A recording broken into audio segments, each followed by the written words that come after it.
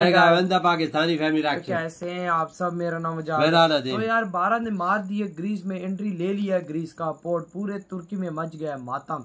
तो देखते हैं आखिर तुर्की में किस तरह से मातम मचा है भाई। ग्रीस ने जो लिया है तो काउंट करते हैं 3, 2, 1 एंड स्टार्ट। दोस्तों, भारत और यूरोपियन यूनियन का व्यापार पिछले कुछ महीनों से लगातार तेजी से बढ़ता जा रहा है। चाहे सर्विस की बात हो या फिर मर्चेंटाइज एक्सपोर्ट की, हर क्षेत्र में भारत और यूरोप एक दूसरे के साथ साझेदारी को बढ़ावा देना चाहते हैं। ऐसा करने के लिए ही भारत ने कई महत्वाकांक्षी परियोजनाओं की शुरुआत की, जिससे हम यूरोप तक जल्दी पहुंच सके, जिसमें हम INSTC और चाबहार बंदरगाह जैसी परियोजना की तरफ देख सकते हैं। पर इन सभी प्रोजेक्ट पर काफी बड़ा खतरा आ चुका है, जिसे देखते हुए भारत पहले से ही तैयारियां शुरू कर चुका है। दरअसल दोस्तों, लेटेस्ट रिपोर्ट के मुताबिक इस महीने जब साउथ अफ्रीका में ब्रिक्स शिखर सम्मेलन को अटेंड करने के बाद पीएम मोदी ग्रीस का दौरा करने जाएंगे, तब दोनों देश पीरियस बंदरगाह को लेकर बातचीत कर सकते हैं, जो भारत के लिए यूरोप तक व्यापार करना काफी आसान बना देगा।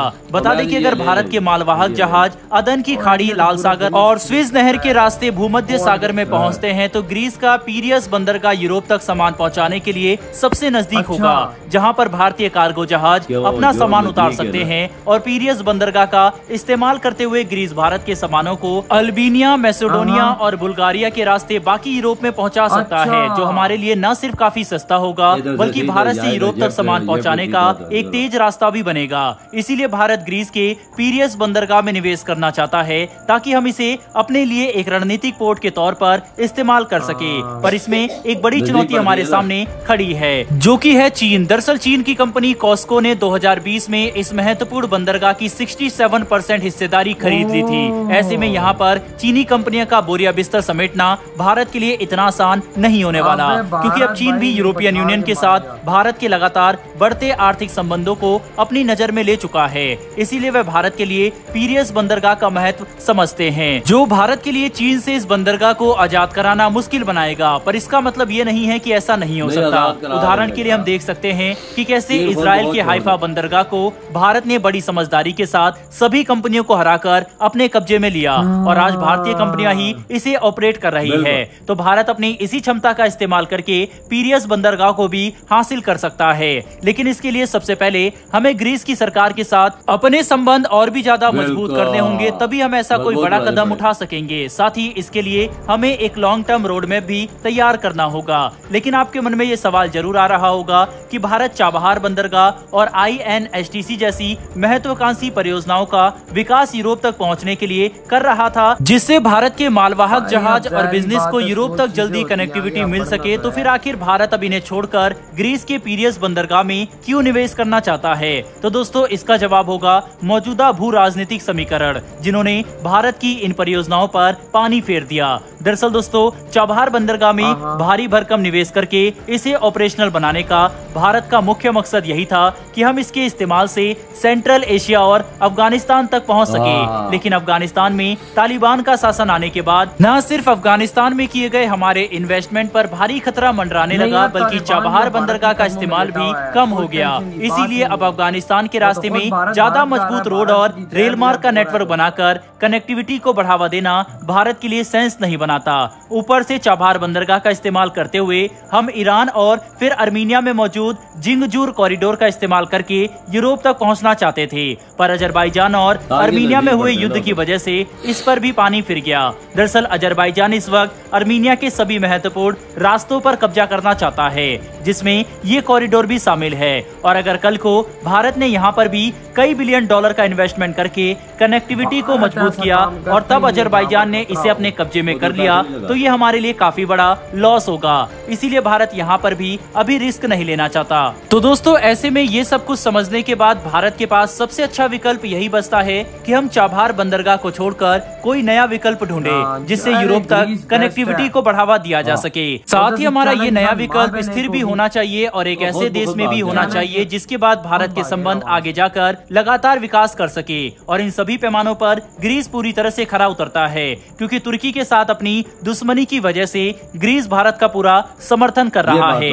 इसके तहत जब 2021 में भारत के विदेश मंत्री डॉक्टर एस जयशंकर ग्रीस के दौरे पर गए थे, तब उन्होंने भारत के साथ आर्थिक, राजनीतिक और सैन्य संबंधों को मजबूत करने की इच्छा जताई थी, जिस पर दोनों देश पिछले 2 साल से काम भी कर रहे हैं। और अब इसी को ध्यान में रखते हुए पीएम मोदी का ये ग्रीस दौरा दोनों देशों के द्विपक्षीय संबंधों में एक बड़े माइलस्टोन के तौर पर देखा जा रहा है, जो भारत ग्रीस पार्टनरशिप की मजबूती को साफ तौर पर दर्शाएगा, जिसकी ग्रेविटी का असर तुर्की समेत पूरे यूरोप पर होने वाला है। बहरहाल दोस्तों, इस वीडियो में इतना ही। इस विषय के ऊपर इधर हुई है वीडियो खत्म। भाई साहब मोदी जी तो ग्रीस जा रहे हैं थोड़े दिनों तक, और वहां पर ये चीज की डील होने वाली है कि भाई मोदी जी और भारत यूज करेगा भाई ग्रीस का पोर्ट। 67% तो लिया भाई चाइना ने, लेकिन जहां पर भारत जाता है वहां पर चाइना की माँ बहन एक हो जाती है। ये बात तो पत्थर पे लगी है, तो चाइना अपना मातम एडवांस में मचा ले तो ज्यादा ही बेहतर है, क्योंकि भाई साहब जाहिर सी बात है वो अब चाइना खुद बहुत छोड़ देगा। देखो चाइना ने श्रीलंका की बंदरगाह छोड़ी, इंडिया ने ले ली है श्रीलंका की।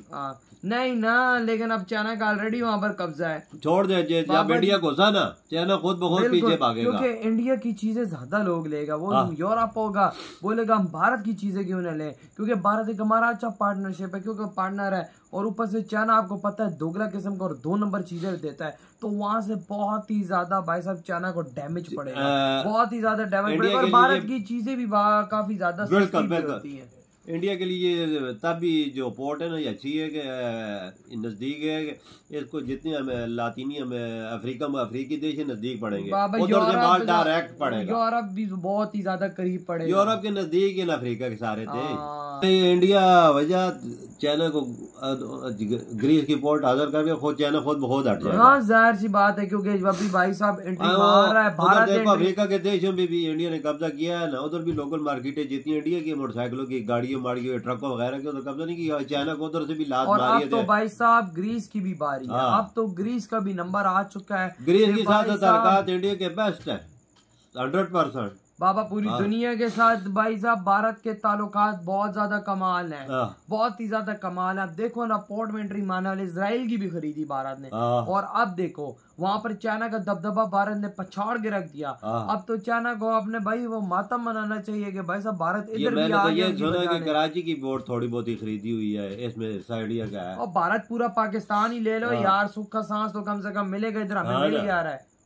इधर क्या मिल रहा है हमें, कोई थोड़ा सा सुख का सांस ही मिल जाएगा यार। एयरपोर्ट में इंडिया ने खरीदी है, ये इंडिया के लोगों ने खरीदे, लोगों तो भाई वही बात हो गई, इंडिया नहीं खरीदे। अगर पोर्ट वो ग्रीस खरीद ले उसके लिए तो मामूली बात है, पैसे तो है उनके पास, और पापा जी खरीद सकते हैं। भारत पूरा ग्रीस खरीद ले, भारत के लिए क्या बात, भारत की तो कोई मसला नहीं है, लेकिन अब वो उसके लिए यूरोप खरीद पड़ेगा। बिल्कुल, जब इधर से माल जाएगा ग्रीस से सीधा यूरोप, हाँ ना, नजदीक पड़ेगा। खर्चे भी बड़े काम आएंगे, जब खर्चे कम आएंगे तो भारत की चीजें और सस्ती जाएगी, बिल्कुल, और अच्छी क्वालिटी होगी। बिल्कुल, चाइना की क्वालिटी तो पता है आपको, 2 नंबर है सारी। 2 नंबर चाइना, जो चाइना है 2 नंबर। पाकिस्तान में सारी चीजें चाइना की चले तो चांद तक ना चले तो पापा आजकल तो चांद तक भी नहीं चलता, 2 महीने भी नहीं चलती। नहीं। कोई इलेक्ट्रॉनिक की चीज खरीदते हैं उसका हाल देख लेना। वही ना, तो यार आपके क्या थॉट है। इधर वीडियो खत्म करते तो बाय।